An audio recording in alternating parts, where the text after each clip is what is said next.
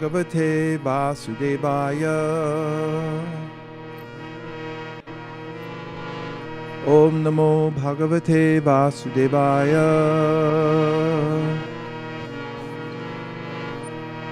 Bhagavatam. Om Namo Bhagavate Vāsudevāya. Thank you. Narayanam Namaskritya Naram Chaiva Narottamam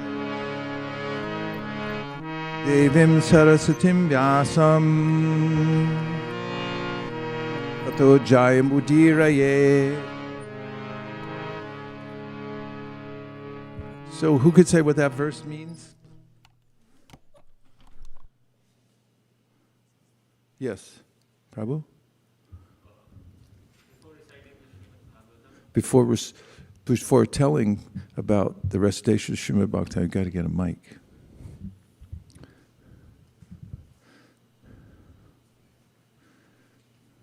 Thank you, Prabhu. Before reciting this Srimad Bhagavatam. Oh, just start over. Yeah. It's for the audience, they can't hear. Yeah. Before reciting this Srimad Bhagavatam, which is the very means of conquest, one should offer respectful obeisances unto the personality of Godhead, Sri Kṛṣṇa, unto the author, Srila Vyasadeva, and unto Naranarayana Rishi, the supermost human being, unto Srila Vyasadeva, the author. That's it. And unto Mother Saraswati, the goddess of learning, and unto Srila. So actually, the last one is unto Srila Vyasadeva, the author. Haribo.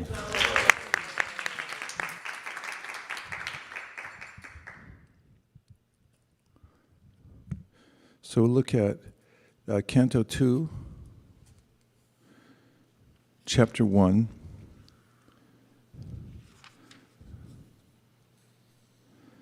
And we'll look at text number 36.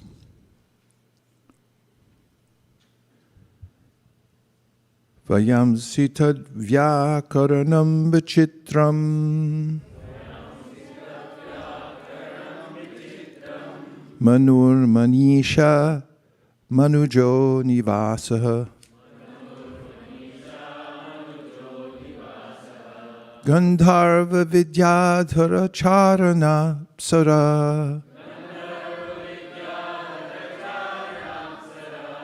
Swara smritir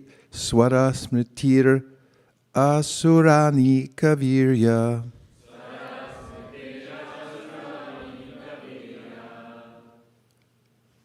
Vayamsi, varieties of birds. Tad-vāg-visargo, vocables. Somebody look up the word vocables. Vichitram, artistic. Manu, the father of mankind. Manisha, thoughts. Manuja, mankind, the sons of Manu. Nivasa, residence. Gandharva, the human beings named Gandharvas. Vidyadharas, the Vidyadharas. Charana, the Charanas. Apsara, the angels. Haribo, all goes to the angels. Swara, musical rhythm. Smriti, remembrance. Asura anika, the demoniac soldiers. Virya, prowess. Translation. What's the word vocables? We need a microphone in the research area.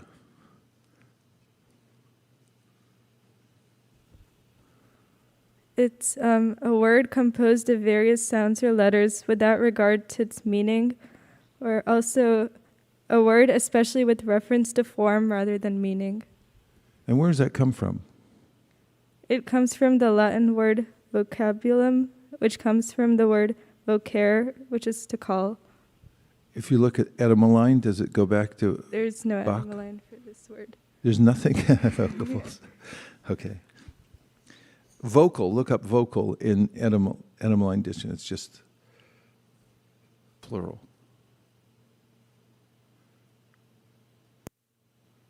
See if it comes from Sanskrit. Vak. Yes? It comes from vox, which is voice, in reference to music. Comes from Latin vocalis, which is sounding or speaking. There's no Sanskrit in here. Okay. Okay, here we go. Varieties of birds are indications of his masterful artistic sense. Manu, the father of mankind, is the emblem of his standard intelligence, and humanity is his residence. The celestial species of human beings, like the Gandharvas, Vidyadharas, and Charanas, and angels, Haribol, all represent his musical rhythm. And the demoniac soldiers are representations of his wonderful prowess. Srila Prabhupada's purport. The aesthetic sense of the Lord is manifested in the artistic, colorful creation of varieties of birds like the peacock, parrot, and cuckoo. See if you can get some pictures, images of birds online. Haribol. We need birds for 200, please. Colorful birds, put in colorful birds. Images of colorful birds. So this is Krishna's aesthetic sense, artistic sense, birds. He paints them himself. Can we get one at a time? Oh, yeah. Huh? What do you think? Stylish, right? I'm going to start dressing like that. I guess I'm getting pretty close. This one has black hair, black head, and then it graduates into a beautiful light brown color.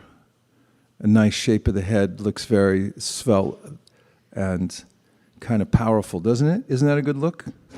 It's like a fashion show. Let's see some more birds that Krishna painted for us. He gives to the world so we can look at the birds and say, wow, Krishna, like the style. People looking for style. Come on, pick us a few more winners. Ooh, there's a nice one. What kind of bird is that? Bird of paradise? I mean, they're so exotic, aren't they? And there's so many varieties. Aw, come on. It's too cute. Too cute. So, look at no, don't leave him yet. Look at him. So look at the subtleties of the colors, how delicate the wings are, the little feet, little beak. He can eat seeds. And they're smart too, birds. Isn't it a beautiful creation? Artistic, right? Let's see another one. Haribol. It just happened by chance. There's no reason for it. It's an accident. Explosion somewhere. Some mud pile blew up, fell into place just like that. Ooh, come on. All right, vote. There you go. A red-bearded bee-eater. He's got special talents. Oh, come on. Give me a break. This is too nice. Look at the finch. Come on, too fast on the finch. Go back. Look at him. No, look at the color combinations. Who thought of that one? This is like a fashion show. You know, they all come out walking down, and it's like, this is Krishna's fashion show for the world. See one more. This one's a winner. Oh, come on. Beautiful. Just gorgeous. And it goes on and on and on. If you want to, look. Oh, she couldn't resist. You knew that was coming, right? Artistic sense. Okay. We got an idea. We can be here for another 8,400,000 seconds. How many species of birds? Somebody look it up. Jalada navalakshani stavara lakshavimshati. How many? 10,000? 10 lakhs? 10,000 only. 1 million birds. So we could be here for a while looking at birds. Now look up images of grains of sand.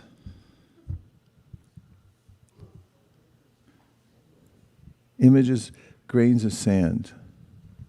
So we're looking at the Lord's creation. This is what Shukadev is pointing out to Parikshit Maharaj, that Krishna is the artist. It all originates from him. And everything about the creation is unique and amazing. Have you seen this before? Images of grains of sand? Pop quiz, how many grains of sand are there on this planet? Or how about over at Stinson Beach, how many do you think? Well, every one of them seems to be birds still somehow. Grains of sand. Grains, Grains, grain, as in grains. Yeah, we need magnification. Kṛṣṇa Hare.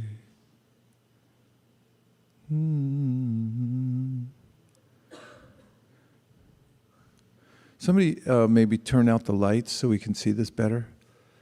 And magnified.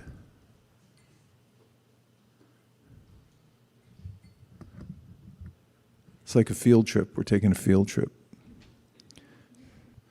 Someone will have to cover the skylight too. Let's see. Magnified grains of sand. Can somebody find a good website that has individualized grains? They show them one at a time, or much more magnified than that, but do what you can with what you have. What you should see is that every single grain of sand is a jewel. No. There, now we're getting somewhere, I think. Okay, well, I thought it would be easy, but it's not. So if you find one, we'll go back to it. Let's go back to the purport. Sand grains from around the world. That'll help. Just go to... Yeah, see the pictures? Left-hand side, second one down.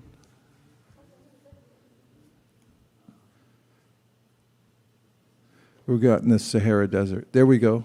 A little bit better. Can you magnify one, please? No. Okay, I'm going back to the purport. If somebody finds it, keep going. Yeah, these are sand granules. Too fast. Okay, I'll set it up later. Thank you. Purport. The aesthetic sense of the Lord is manifested in the artistic, colorful creation of varieties of birds like the peacock, parrot, and cuckoo. The celestial species of human beings like the Gandharvas and Vidyadharas can sing wonderfully and can entice even the minds of the heavenly demigods. Their musical rhythm represents the musical sense of the Lord. How then can he be impersonal? His musical taste, artistic sense, and standard intelligence, which is never fallible, are different signs of his supreme personality. The Manu Samhita is a standard law book for humanity, and every human being is advised to follow this great book of social knowledge. Human society is the residential quarters for the Lord. This means that the human being is meant for God realization and association with God. This life is a chance for the conditioned soul to regain his eternal God consciousness and thus fulfill the mission of life. Maharaj Prahalada is the right type of representative of the Lord in the family of Asuras. None of the living beings is away from the Lord's gigantic body. Each and every one has a particular duty in relation to the Supreme Body. Disruption in the matter of discharge of the specific duty assigned to each and every living being is the cause of disharmony between one living being and another. But when the relation is reestablished in relation with the Supreme Lord, there is complete unity between living beings, even up to the limit of the wild animals and human society. Lord Chaitanya Mahaprabhu displayed this living unity in the jungle of Madhya Pradesh, where even the tigers, elephants, and many other ferocious animals perfectly cooperated in glorifying the Supreme Lord. That is the way to peace and amity. Huh? No, amity. Amity means friendship all over the world. Hare Krishna. So the first word in the verse is vayamsi, varieties of birds. So the material nature has varieties in it, and there are 8,400,000 species of life, and within those, as we could see from birds, there's a lot of variety. To speak of human beings and the other types of species, like plants. So many fruits. Let's not get into that. But if you look at the material nature, it's quite amazing. And it's opulence. Everywhere there's some sort of a beautiful presentation coming from the material nature. So where's it all coming from? The intelligence of the Supreme Personality of Godhead. And this is his external feature. So one could only imagine what it is what is like in the internal feature of the Lord. Of course, the variety we see in the material world is an expansion of, or a reflection rather, of the variety that's there in the spiritual world. As Krishna confirms in the 15th chapter of the Bhagavad Gita, Urdhva mula mada shakam ashvatam prahur arvyayam jandamsi yasya parnani yastam veda saveda vit. That there's a banyan tree, and it's reflected. It's upside down because there's a reflection of it. That's the material world. So the variety that we see here is indicative of the variety in the spiritual world. And as far as music goes, there's a raga for every species of life, a special raga. And in the spiritual world, every one of the devotees has his or her own raga, because the Lord is worshipped through poetry and music. What is a name of Krishna that indicates that he's worshipped by the best of music and verses? Uttama shloka. And so that's not just for the material world because we have the books and there's a few verses that we read here and there, but actually he's worshipped in the spiritual world through music and verse. And there are 16,000 primary gopis. Well, not primary, but they're as far as the multitude of gopis, just as an example. Srimad Bhāgavatam mentions that the 16,000 that are closest to Krishna each have their own raga. That means there's a musical scale that specifically emanates from their hearts in a way to worship Krishna in a certain mood. And how many different combinations and permutations of ragas are there? Unlimited. So every soul is unique. We were trying to look at some grains of sand, and I think we got a kind of a cursory glimpse of them, but each grain of sand is unique. and each one is a jewel. If you actually look closer at it, you'll see that each one is something that you could, if it was large enough for you to see with the naked eye, you would just marvel at it. And that's the particles. There you go. Let's look at these. Sand magnified. Look at that. So when you run down the beach and you just think, oh, sand, I got sand in my shoe. Actually, every one of them is a little creation of the Lord, a little carved out creation. Are there any more looks? See that? See Krishna's creation. If you go down into it in more detail, you'll see like, oh, it's beautiful. Every part, every particle.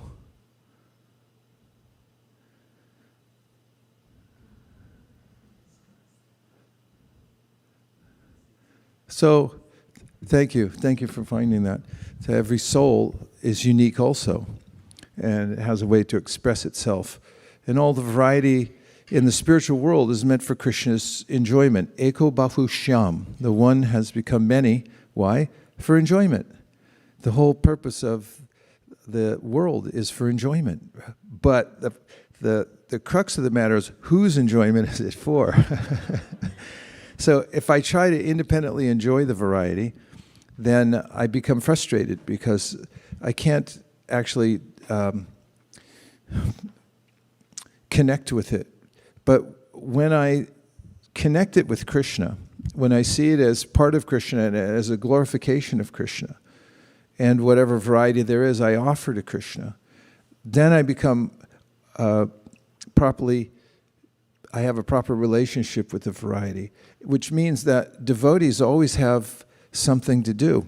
For instance, if you're worshiping the deity, and the best thing you can offer to the deity is flowers.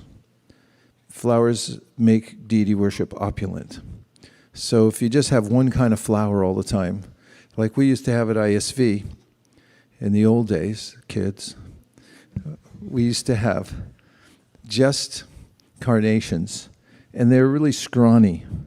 And whoever made the garlands back then, bless their hearts, and may they all go back to Godhead, they just put them individually on a string.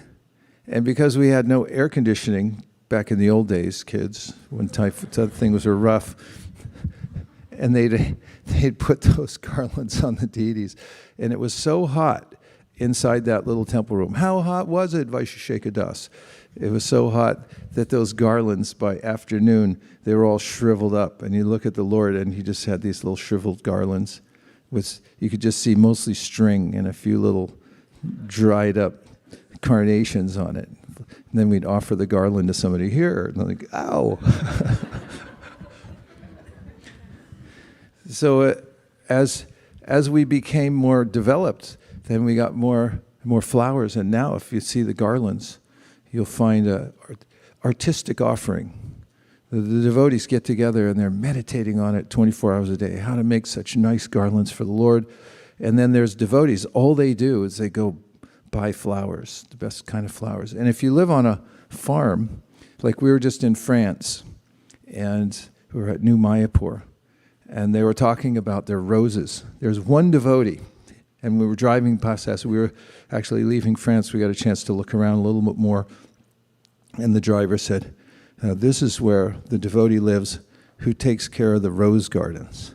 He's been here for 35 years, and it's his main service. He said, you can't see him now because it's not the season, but in the season, we have tens of thousands of roses. That's all he does.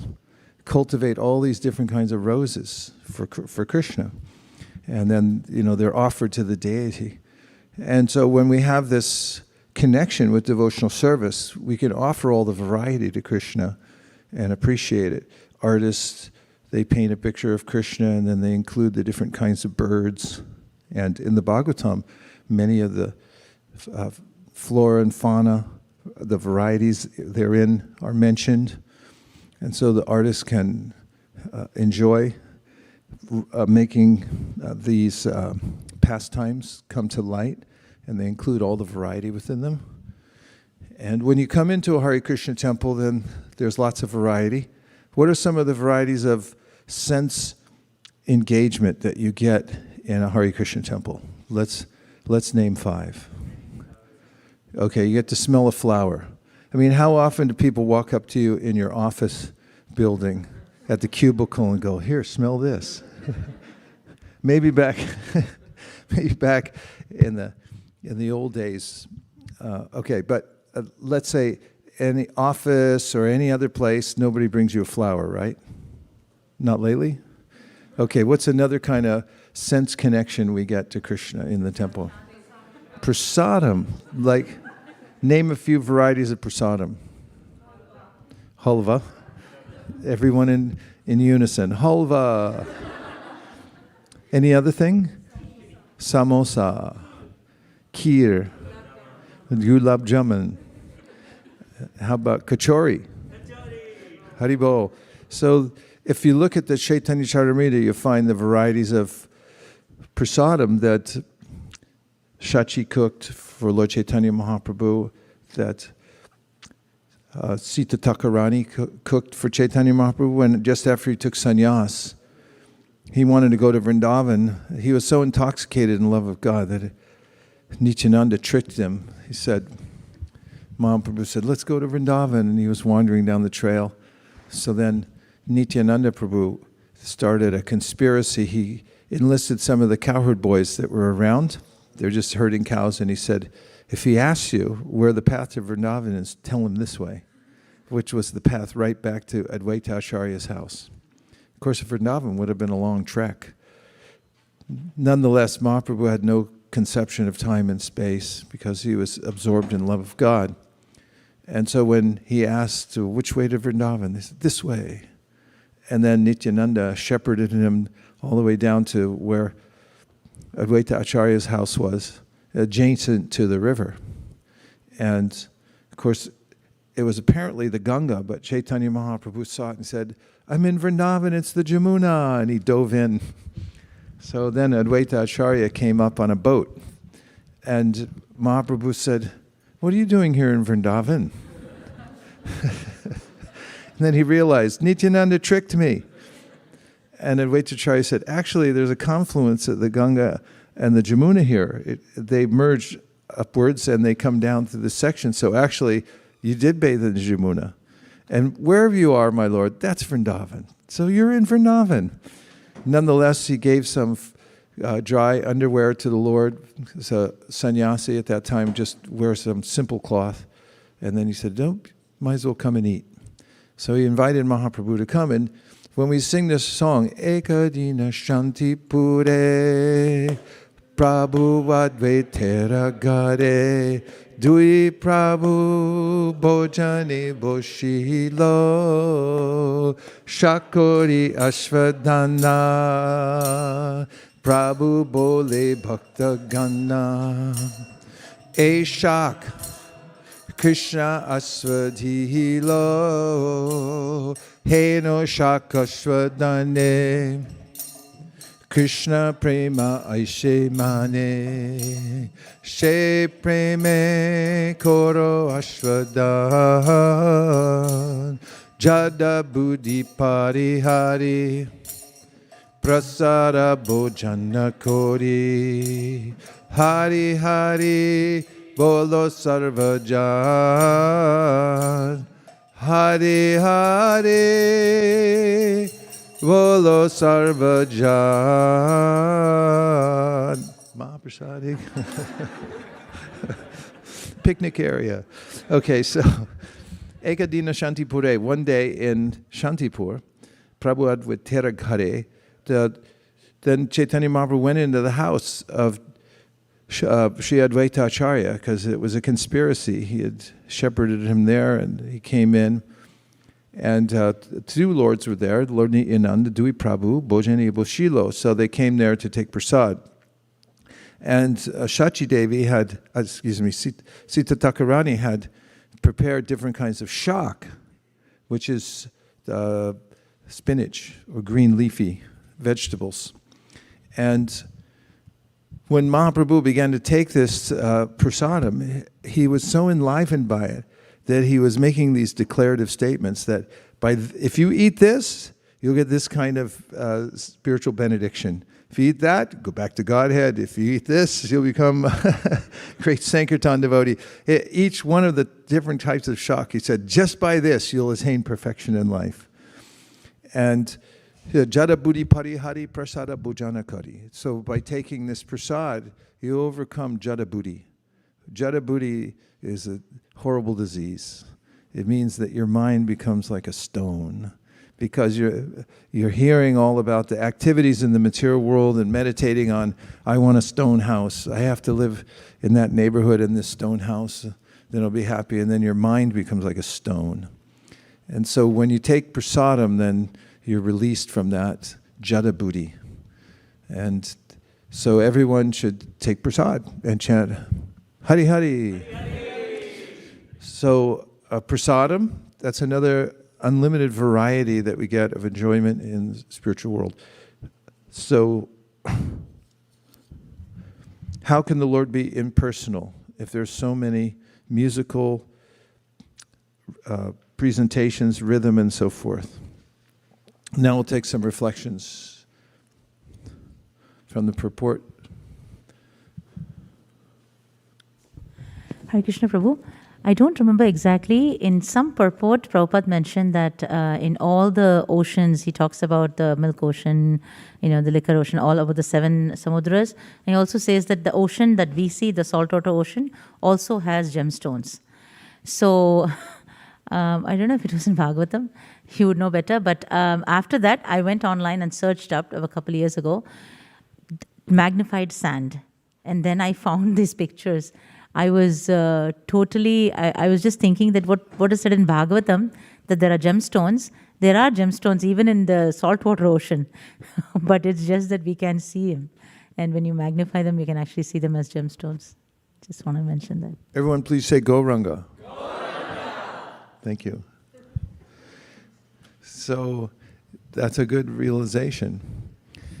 The gemstones there in the heavenly planets. We hear from Jambudvip how there are mangoes as big as elephants, and then when they fall from the trees and they break open, then they make rivers of mango juice that are flowing down.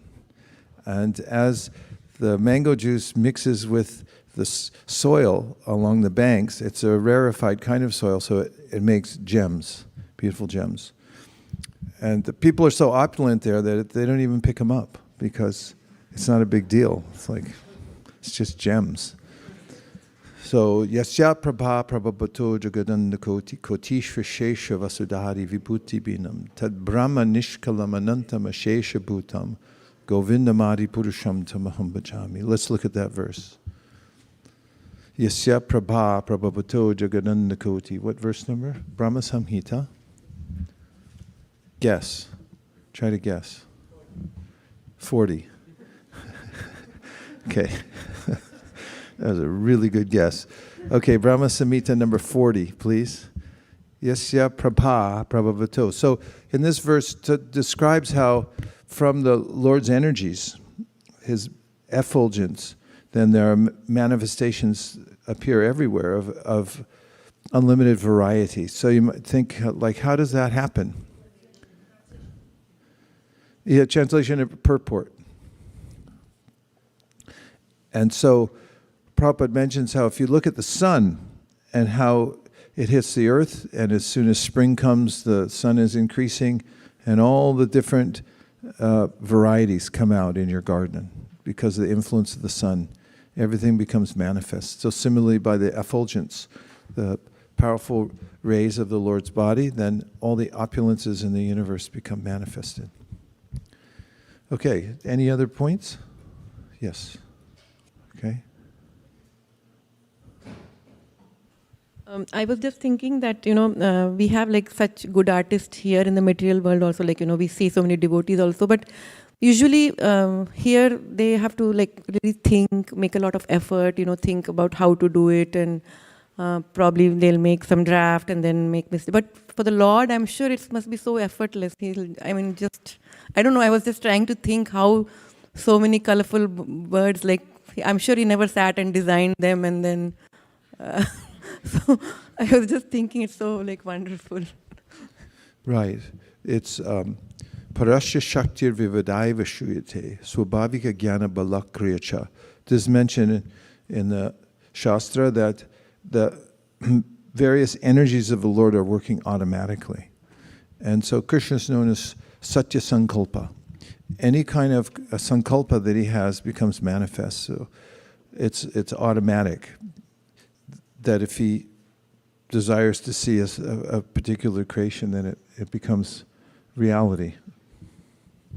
I was reflecting on when we were talking about sand and how every grain of sand is unique.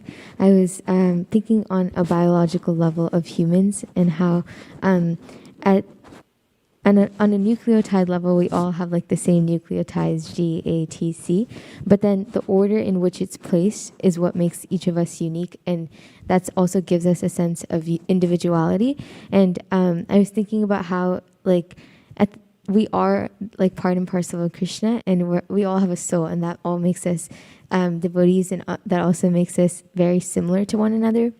And that's just like the grains that we were talking about. And also like, even if we think about the sun, it's all like pervasive and effulgent, but like the photons that emanate from it are unique in every aspect. So Nice observations. Anywhere we look, we can find the variety, and it's in the juxtaposition of the various elements, as you say, in the body. But it's all individual and unique. Okay, Tim. Hare Krishna. Hare Thank you Krishna. so much for those pictures of the birds and the different kinds of sand. I thought that was very humbling. I really liked the first sentence of this excerpt here. Varieties of birds are indication of his masterful artistic sense. I like how Shukdev means parrot. So, and Shukdev also has a very like beautiful body like a parrot, like a bodily kind of effulgence. It goes on to describe that. So that's what, like, the book Srimad Bhāgavatam is littered with, I shouldn't say littered, but it has the idea of beauty scattered throughout the whole thing in many different ways. Like, yeah, Shukdev Goswami has a beautiful body, but then he's also going to execute this beautiful story verbally through sound vibration.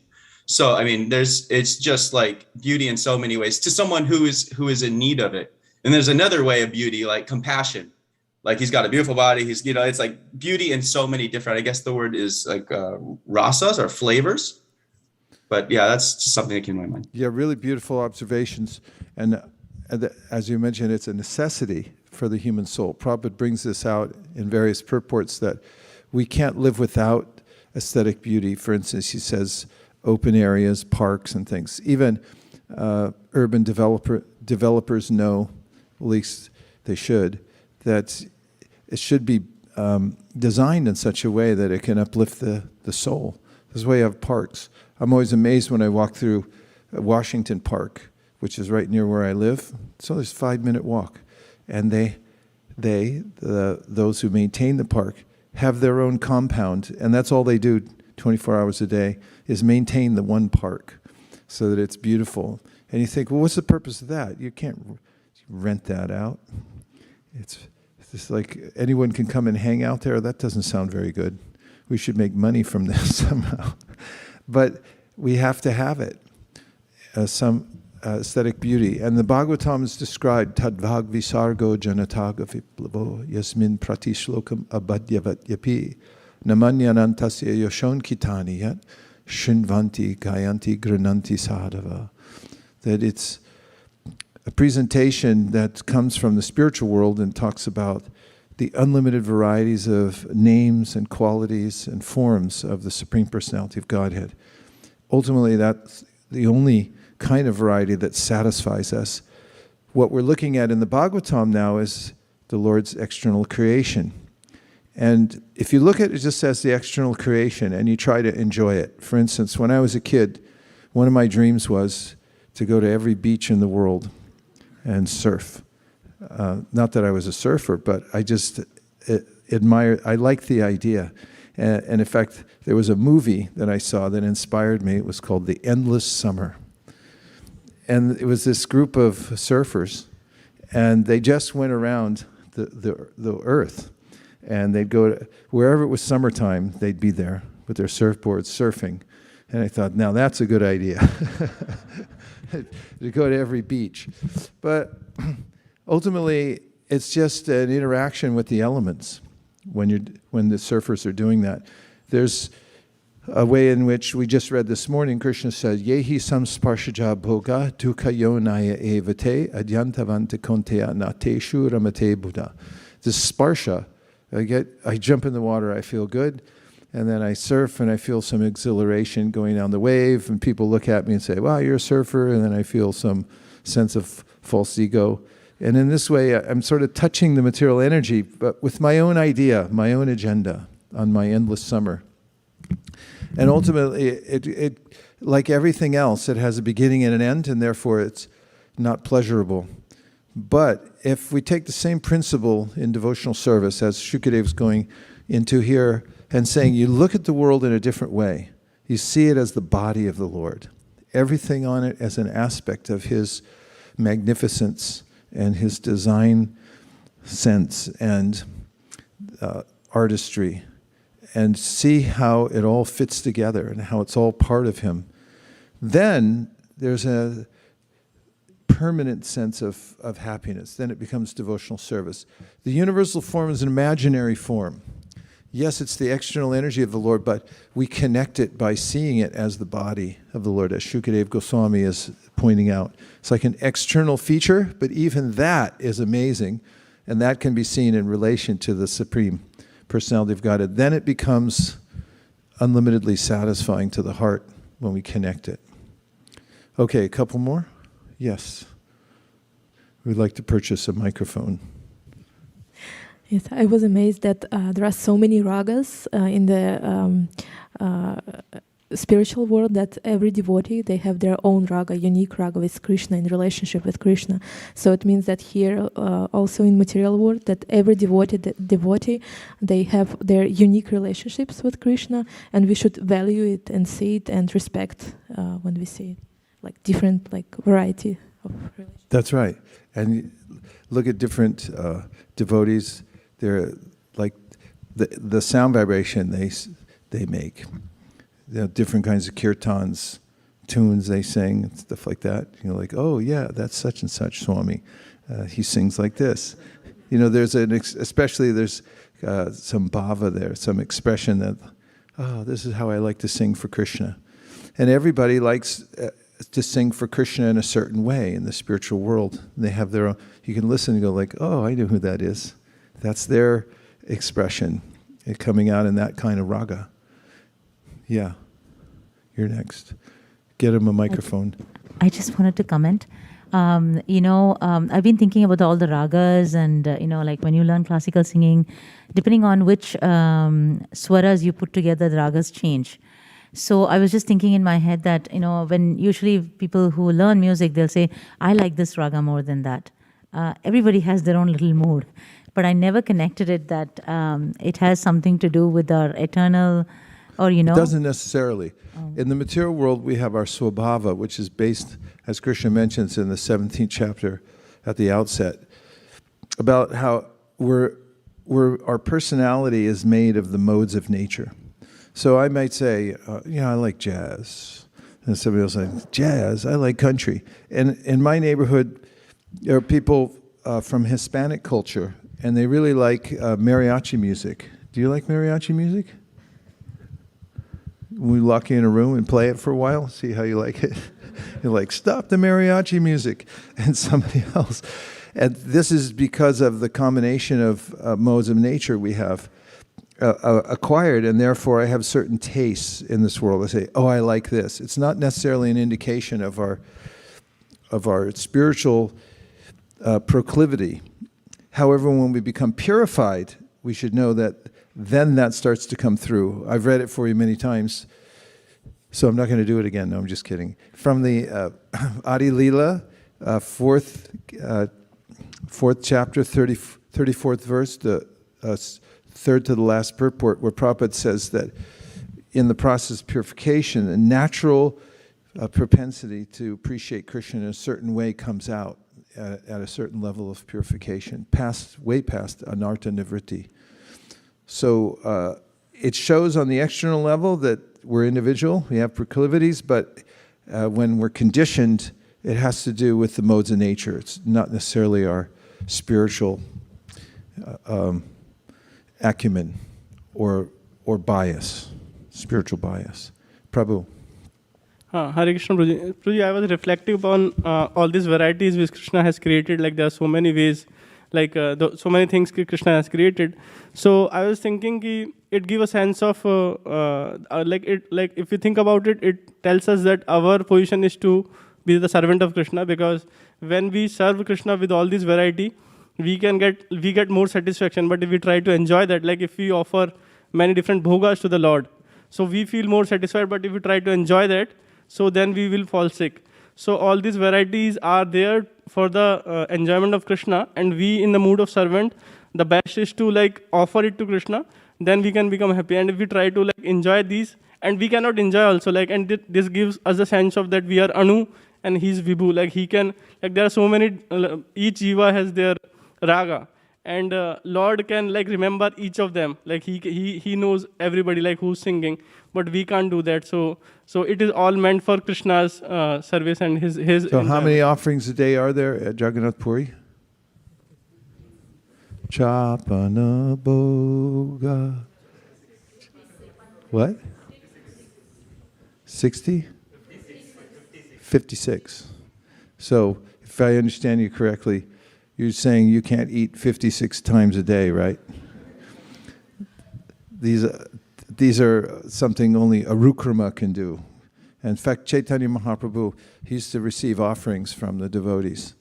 And Mahaprabhu kept telling his servant Govinda, he said, just put it aside for now. And it happened day after day after day. And the devotees, they'll come up to Govinda and say, did Mahaprabhu eat it? And he's like, yeah.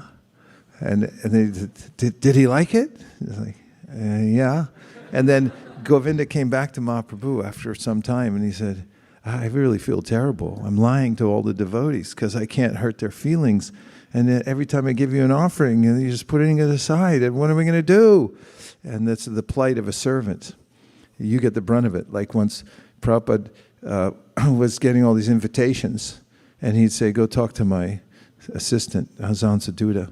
And they come and said, Prabhupada said he's coming over to our house. He said, there's no way he's coming to your house. We're totally full. Like 2 years ago we were full. He can't come. So it's like, you. We hate you. So Hansaduta went to Prabhupada and said, Prabhupada, I'm making your schedule. You're telling everybody yes. And they get so mad at me. And Prabhupada said, it is my duty to say yes. It is your duty to say no. So there was a situation between Govinda and Chaitanya Mahaprabhu. And Mahaprabhu finally one day, when Govinda was in so much distress, he said, okay, bring me all the offerings. And these are things that would have spoiled normally, especially in the heat of Jagannath Puri. If you want to go to Jagannath Puri during Rath Yatra, you can know that if you wake up at 2 a.m, by the time you see a little glimmer of sun coming up on the horizon, it's too hot. T-O-O-H-O-T. Too hot. I was taking 7 showers a day and it didn't help for the cooling down in Jagannath Puri during Rath Yatra. It was too much. So the prasadam's all set aside, the boga for Mahaprabhu, and Govinda brings it all. It was as fresh as the day that they offered it to him.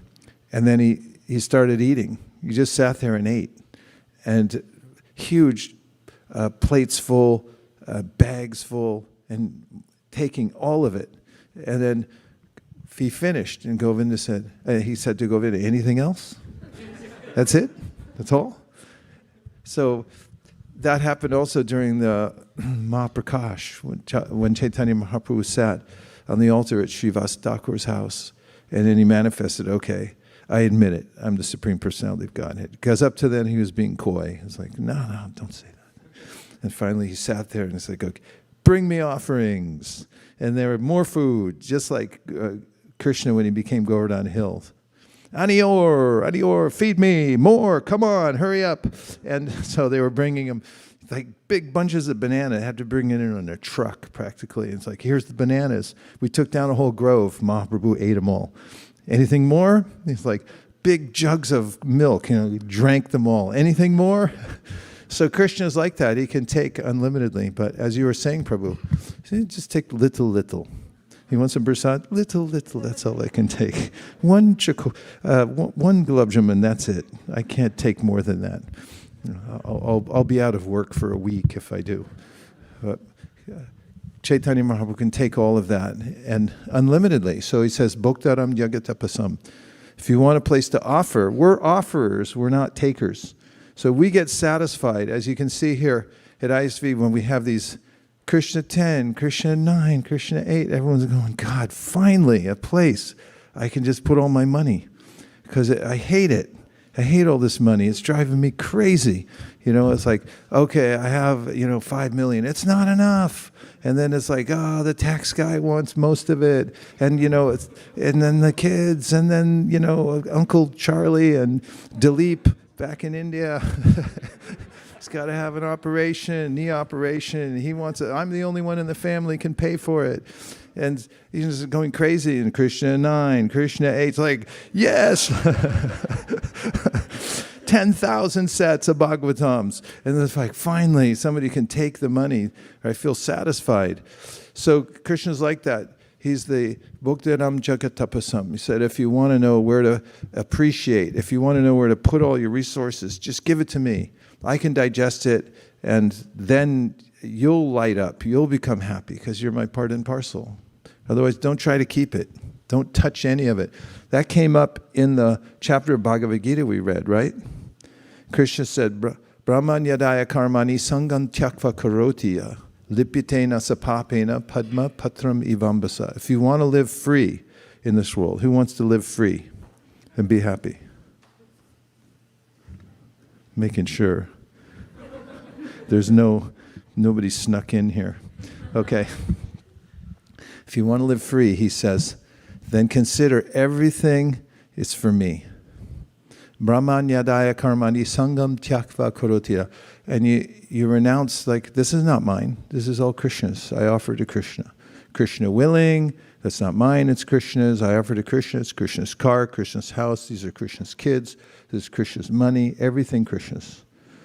So, like Radhanath Swami, sometimes he'll come to get all this dakshina, and then he just leaves it. Here, take all this. And he said, well, that's a lot, Maharaj. And he goes, it's Krishna's. That's how to be happy. It's just, not be attached to anything and say it's all Krishna's. It's all part of the universal form. It's meant to be offered to Krishna. Okay. Yes, 1, 2.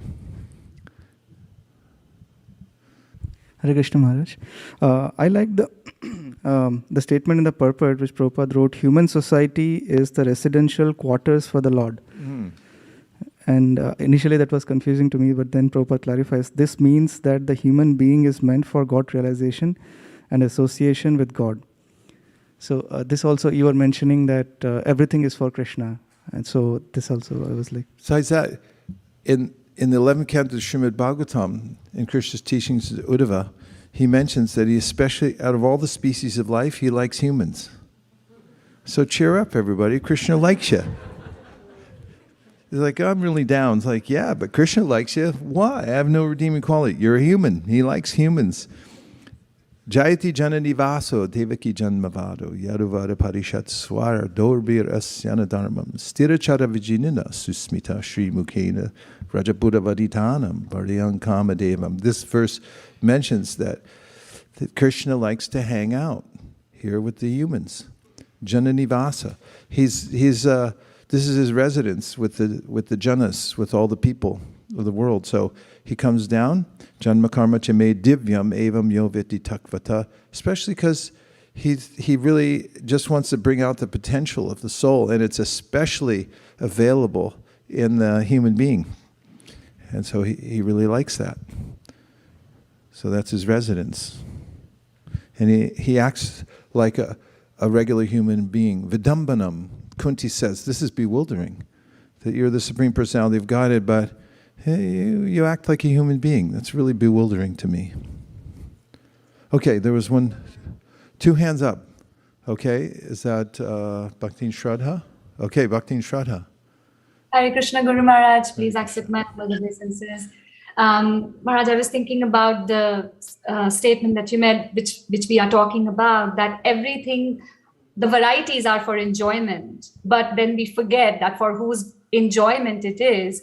And I was just thinking, I heard some devotees say this, and we were discussing about it, that how this material world is actually not a bad place. It's a perfect thing, because Krishna, being perfect himself, everything that emanates from him is perfect. That is what we read in the invocation of Yaśo also. And then, and Maya Devi, we are oftentimes very harsh in saying things about her, but she's just doing her duty, and she's doing it just so wonderfully, what she's been asked to do. The only culprit over here is we jivas, because we are now trying to become the enjoyer. We are associating ourselves with the material world and not to our true self. So we are the only ones to be blamed to, and nobody else. So just nicely done, Bhaktin Shraddha. Haribol.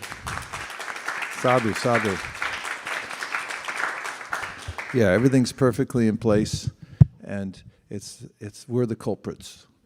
Everything's offerable to Krishna. Okay. A Shringaras, yes. I know you've got some realizations. Hare Krishna Maharaj, please accept my humble obeisances.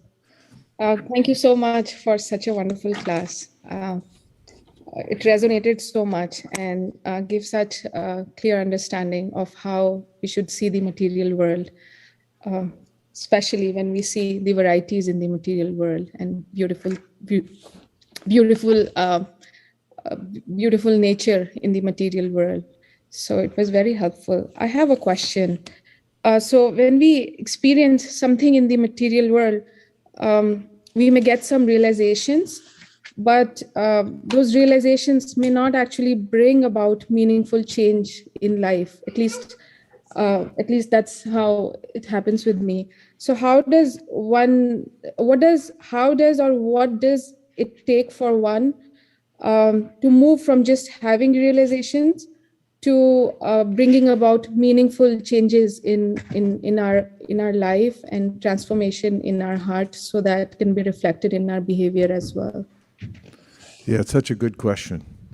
There's a verse from the Upanishad says, Nayamatma pravachanena labhyo na medahya na bahuna shutena yami vaisha vrinutes tena labhyas tashaisha esha vravinute tanum swam. That is that you can't get Krishna or see him if you're Nayamatma pravachanena. Let's just say you're the best speaker who anybody's ever heard, and everyone's flocking to hear you. You know, you could see the parking lots full anywhere that person is. Shoe rack, overflowing.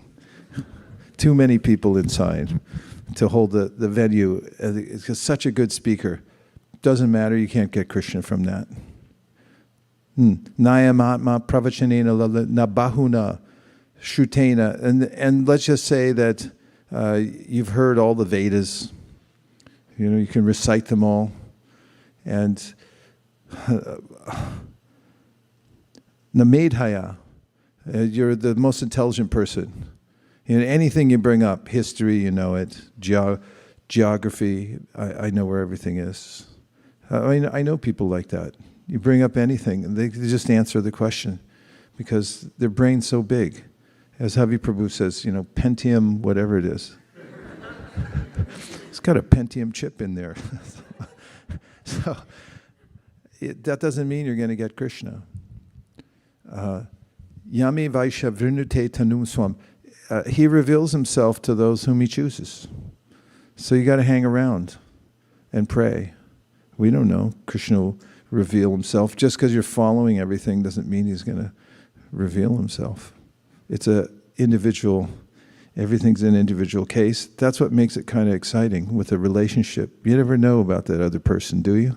She loves me not. She loves me, she loves me not. You're sitting there all day long thinking, I don't know, why'd she look at me like that, you know? It's like a mystery, you know. We have this relationship with Krishna, and we're not sure exactly. We have faith, but you know, we have to really express our heart. It's not mechanical. It's not a mechanical process. You know, Narada, when he was just a little child, he's 5 years old, unusual child. That's why the sages, if you read that section of the Bhāgavatam, sages didn't just stay there for the rainy season. They could have left right after it, but they stayed for at least 2 seasons after the rainy season. Why? Because of the kid.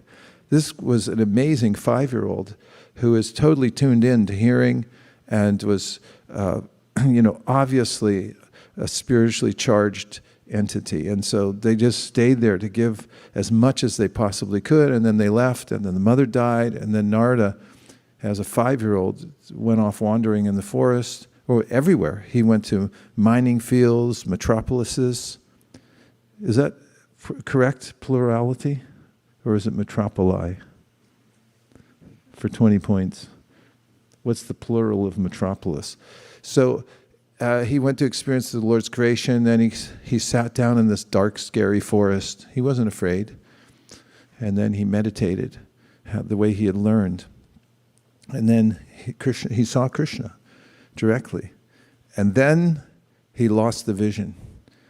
And then he mechanically tried to get it back. And then the Lord spoke to him and said, not so fast. And it's like, it wasn't like not wanting to reveal himself, but he said, you're not completely ready yet. You know, sometimes when we actually put in the time and the patience and the work, then when we're ready, then everything comes to us in due course of time. So it was like that. Krishna was so compassionate. He said, you know, just wait and continue practicing, and you can always be connected with me, but the full realization, I just gave you a glimpse. And so in that section, the acharyas talk about how it's not mechanical that we see Krishna. It's not that I'm going to drill the respiration and I'm going to sit up so straight and I'm going to see the super soul. That's science. Science is we're going to force our way in. After all, science means control. Every experiment is a controlled environment. I'm going to control the nature and move it over here. And then a lot of people point out, like, you can't do that because as soon as you put it in your little box, it changes. Sociological science. You go to see somebody and they clean up their house before you get there. They clean up their language. Kids, go to your room. Everything, walk in. Oh, it looks like the Cleavers. But, you know, that was an old television show for those of you who weren't around. Ideal family, supposedly. Everything is subject to our glance, and it rearranges itself. We can't control the material nature. We can't look at it properly. All we can do really is trinadapi sunichena, torodapi sahishruna, amanina manadena kirtaniya sadahari. That's why we hear most devotees in their prayers in the Bhāgavatam are saying, Krishna, I can't see you. Krishna, everyone else got mercy, not me. Briyat Bhāgavatam Rita. Narada was trying to find who got the most mercy. Everyone he asked is like, me? Are you kidding me? Nothing. I'm the worst. Go look at this devotee. And all the way to the top, up to the residents of Vrindavan and the gopis, and they're saying, oh, us? Look at Prahlad and Dhruva. That's who the gopis like to hear about, Prahlad and Dhruva. They hear about the little children, 5 years old, and their austerities to see Krishna, and they cry. That's the gopis. So the devotee's mood is, it's like, I'm not in no position. I'm not doing a controlled experiment here to see Krishna. It's like, I did my rounds. Where are you? You know, I'm a devotee. I joined ISKCON. How come I'm not getting taste? You know, I want some taste. So, you know, it's God realization is, it's our real relationship with Krishna that's been forgotten. It's not a formula. It's not an organization.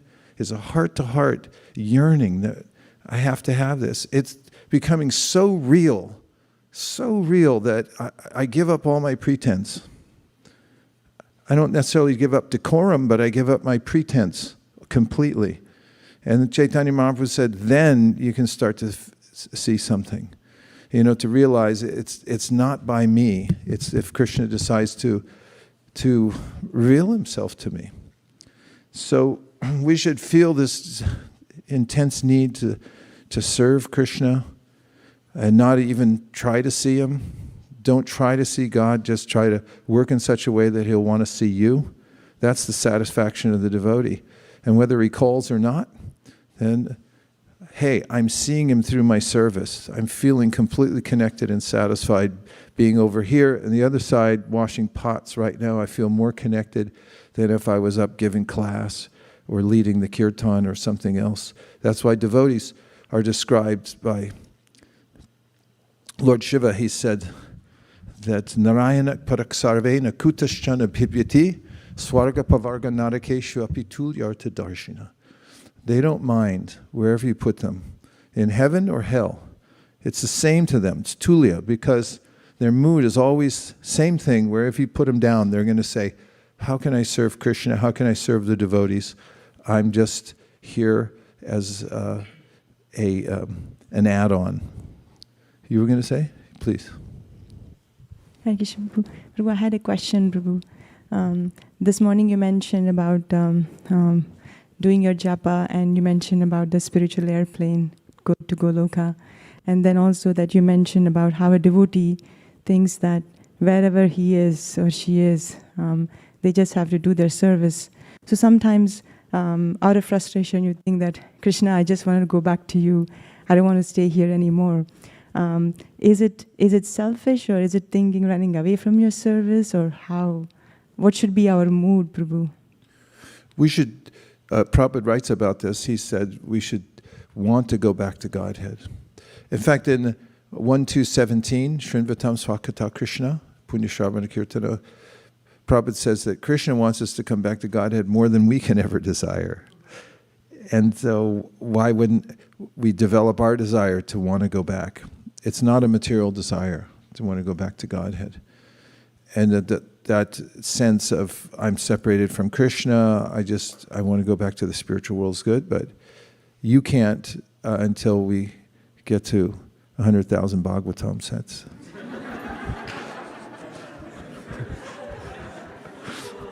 So don't even think about it. And Prabhupada felt like that too. He didn't want to leave the preaching field. I talked to my godbrother Sridhar Maharaj before he left. He was such a kind, gentle devotee, very learned and so much into teaching Krishna consciousness to others, beloved of so many devotees. I know Giriraj Maharaj always celebrates his disappearance day.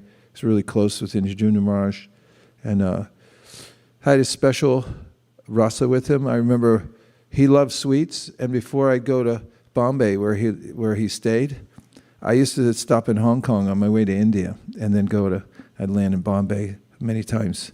So what I bought in Hong Kong was sweetened condensed milk. You all know about this? Okay, cover your ears then. Those of you who don't know about it yet, I don't want you to know this. If you take sweetened condensed milk and you, in the can, don't open the can, you put it in a big pot, make sure the water's sufficiently to the top of the pot, don't let it boil down, could explode. In fact, it says on the can, this could explode. And then you boil it for about 3 hours.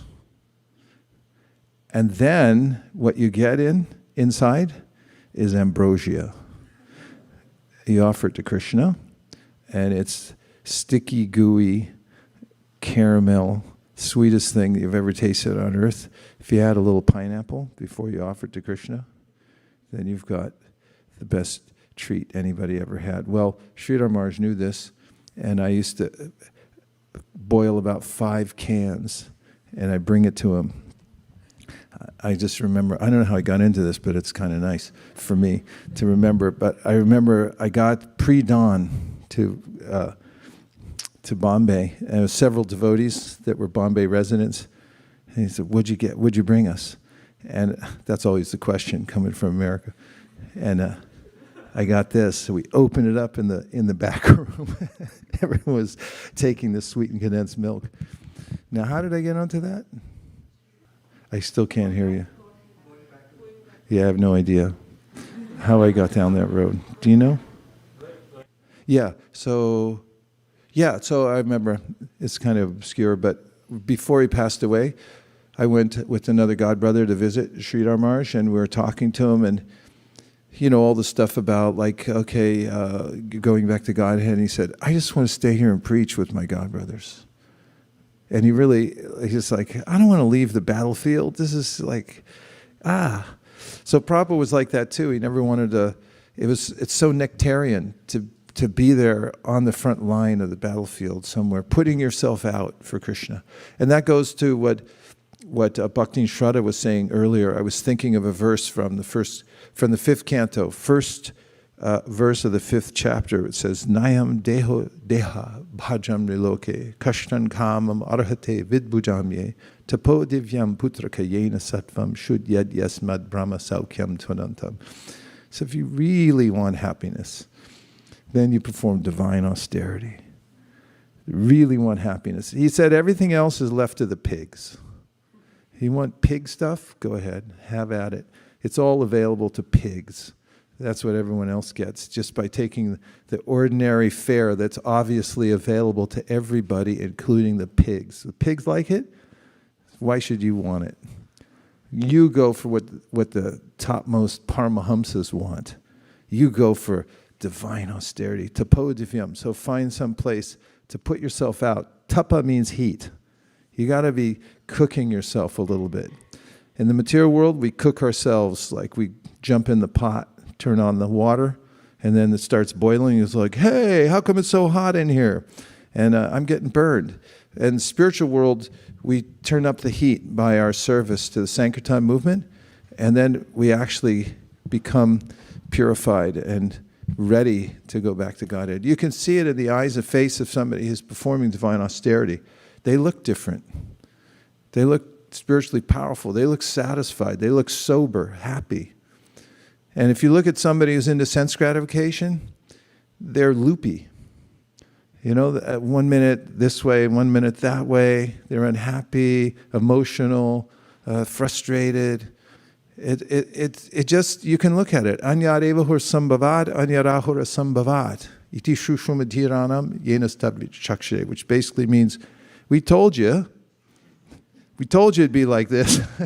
Sages already said, this is how it is.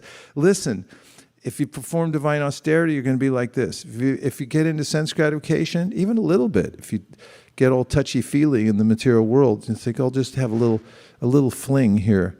And then it disrupts your consciousness and your ability to actually be happy in life. So in this verse today, we're learning that every aspect of the material nature is Krishna. Every part of it is part of his body. We live like that, always in connection to Krishna, never leave that shelter. And then we'll develop into actual Paramahamsas, happy human beings who can extract the nectar out of life. Otherwise, we just wander in an endless wasteland of the material world because we're searching for sense gratification, which isn't available. Like somebody who leaves an oasis and goes off into the desert to try to find water somewhere else. Everyone's going, you idiot. Complete fool. And so by Srila Prabhupada's mercy, we have the potentiality to not be complete fools. We can actually look like smart, decent devotees and say, we're with him. Whatever he says, that's good for us. We're in his program, and it is a program for rehabilitation. So if we stay in, we can actually get fully rehabilitated by the process that we're doing now, Bhakti Yoga, and then stand on our own 2 feet and be able to pray deeply all the time and see Krishna within everything. Gaur Premanande Haribol.